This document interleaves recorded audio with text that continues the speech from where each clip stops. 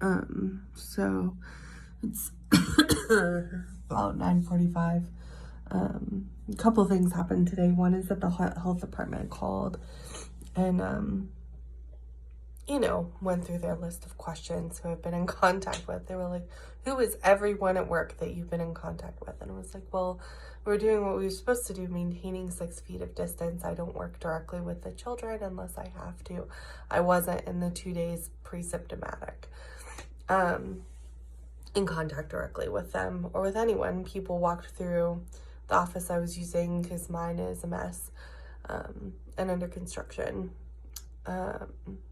So yeah, asked me all those questions. I had to contact trace again. Luckily, because the system is so ridiculously slow, I'd already done this. I'd already contacted everyone. As soon as my positive result hit, we even went back to 10 days before we had definitive symptoms, just in case, because they just don't know enough. If this is teaching me anything, it's that the science is just, they're doing what they can, but they're telling you that this is like the flu, and there are pieces of it that are like the flu, but my primary symptom, my original symptom, was a loss of taste and smell. That is not what they're saying. They're saying it's a cough and it's a fever. My fever had the highest it's ever been is 100.1. And that was on day 3, right? That I noticed that. I thought I had a fever the first day because I had really bad chills. And came a couple of hours after I noticed my smell and taste were gone. And the information, so the information has just not caught up. And it's not what they tell you. So many of my symptoms are not, my main primary symptoms are not what they're telling you. And I think, this is just me projecting my thoughts. I'm not a scientist. I'm not trying to be, but maybe this is why it's spreading so much, because it looks different in different people. In someone who is, I'm 30, I'm almost 32, I'm gonna be 32 this month. It looks different when it's in my body versus someone who's 60. And yes, I have a cough and some respiratory issues, but mostly it's chills and body aches and gastrointestinal symptoms and exhaustion, just constant exhaustion and brain fog, and the loss of taste and smell, and the burning sinuses, and that's really different from the information that we're getting on a lot of things. And I'm here trying to support science and say science is important, but that the information that we're given over and over again is not entirely accurate. And that's incredibly frustrating to me, because I think if we had more accurate information, if we had people saying, okay, sudden loss of taste and smell before anything else is a viable symptom, go get a test, people would just go get it. And I know our systems are overwhelmed, and there's this total issue because our healthcare system is so messed up. It's so messed up, guys. It's so bad. And that all comes together into this conglomerate of, we still have this. We still have it. It's still happening. I'm in a county where the numbers have been relatively low for so long. And then they started rising, mostly because people were going out in big groups. They blamed it on bars and things like that, but I think people just gave up. And they didn't really socially distance in the first place.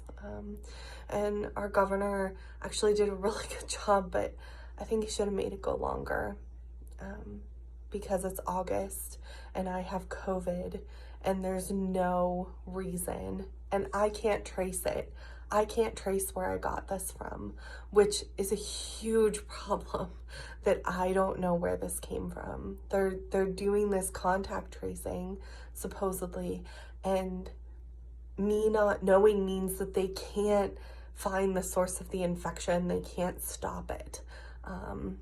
You know, they're lucky that I went and said, oh my gosh, like I read this one article that said sudden loss of taste and smell can be a pre-symptom to COVID, from like the UK or something, published something on this. They're lucky that I said, hey, this is a potential symptom. I need to call my doctor and go get tested. And no matter who's pressuring you, whether it's your job or whoever, like, go get tested anyway. Your health is more important. I know I'm a social worker. I'll come advocate for your job.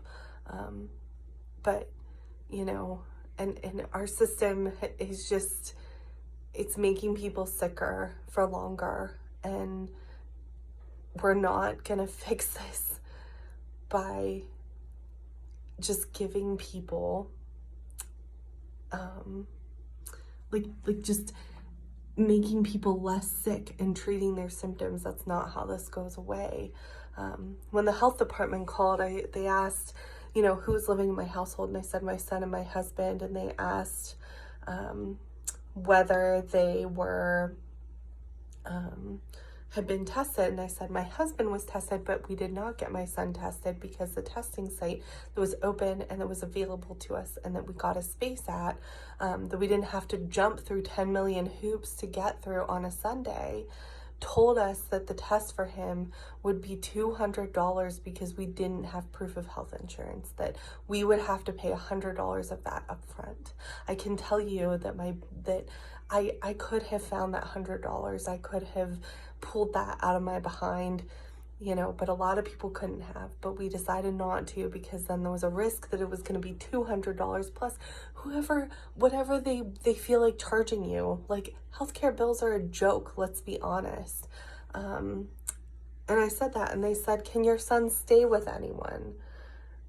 And I was like, with who would you like my son to stay? Would you like him to stay with his immunocompromised grandparents, my husband's father, who's immunocompromised, who just spent months in the hospital? Would you like him to stay with my parents, who are in their 60s, who we already potentially exposed? Like, maybe he could have stayed there, but A, he's already been exposed to us for multiple days, and B, you know, why, like who has the ability to just ship their kid off for 2 weeks? And then after, they were like, well, then he'll have to quarantine for 14 days after your symptoms subside to make sure that he doesn't have it. And I was like, the law only protects my husband and I's jobs for 14 days. That's the time that we need to recover from being sick. So if we have to quarantine him for another 14 days, that means that he has to quarantine in our house. Who's going to be watching him? And like, yes, it would probably be my husband, because he's only back part-time at work, and it's mostly been evening shifts, but not all the time. And plus, that's like an absurd ask. Like, you're asking people to do these things with no infrastructure to support that.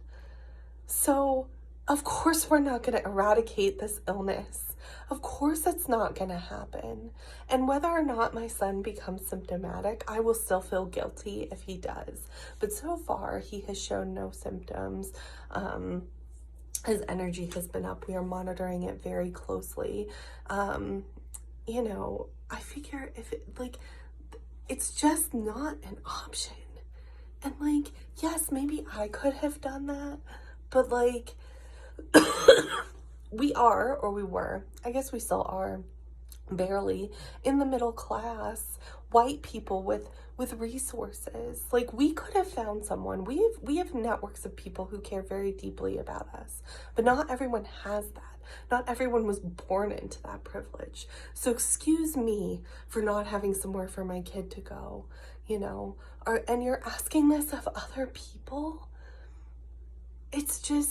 It's absurd. So you want to eradicate this illness in a country that has no supports in place to do it. What are we doing? I just, you know, if this is my burst of energy for the day, at least I put it out there. At least I've said my piece with it. At least it's out in the open. I'm just, having this has made me angrier than I was before. And I was pretty angry before. So, the end.